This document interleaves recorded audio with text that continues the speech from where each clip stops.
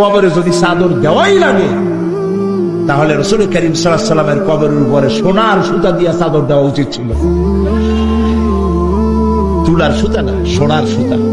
আর ওই রকমের দেওয়ার সিস্টেম হলে উম্মতেরা সোনার সুতা না, নিজের বুক নিজে ভাইয়া কলিজা পার করে রাসূলুল্লাহর কবরের উপর দিয়ে দিত।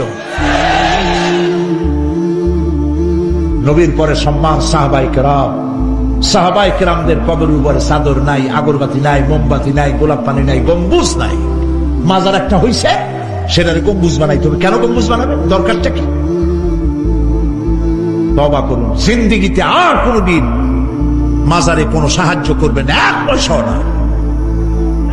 টাকা পয়সা দিবেন এতিমকে দিবেন, ভিক্ষুককে দিবেন, বিধবাকে দিবেন। পরীক্ষা দিতে পারে না, ফি দিতে পারে না, পরীক্ষা দিতে পারছে না, ওরে দেন। বাড়িতে চাল নাই, পানি পড়ে, ওরে দেন। অন্ধ মানুষকে দেন, লুলাকে দেন, এতিমখানায় দেন, মাদ্রাসায় দেন, টিউবওয়েল বানায় দেন যেখানে পানি নেই।